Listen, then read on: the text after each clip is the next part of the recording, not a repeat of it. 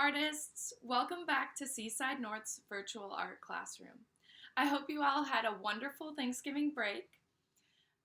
In our last lesson, we practiced using our brush in many different ways, and in the next 2 weeks, we will use what we learned on our winter project.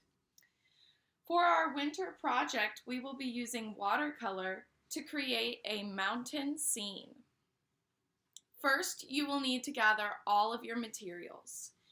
You will need watercolor paper, watercolor paints, and I recommend that you mix your paints before all the colors that you need before you begin. And you will need red, yellow, blue, purple, brown, and black. You will also need a paintbrush, water to rinse your brush, tape, and white paint. You will tape down your paper so that your paper won't move as you're painting.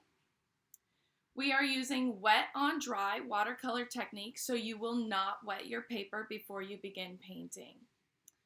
First, you will begin with red, and you will make the mountains that you see here.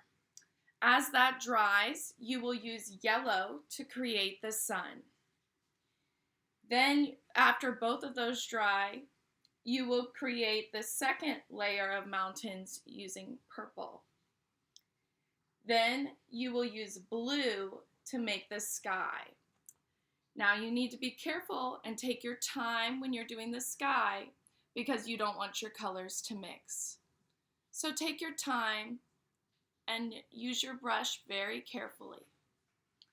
After your whole paper dries, then you will use your brush to make the trees. You can make 1 or 2 winter trees using brown.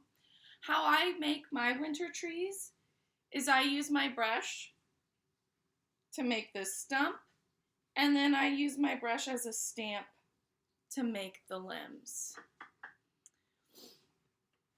So after you finish your limbs and your trunk to create your whole tree, then you will use your brush and black watercolor paint to create the tree shadows. Then you will lay it flat to dry. After it dries completely, then you can splatter snow using white paint all over your masterpiece. After it's completely finished, snap a pic and post it to the gallery. I can't wait to see your beautiful winter projects. Bye, artists!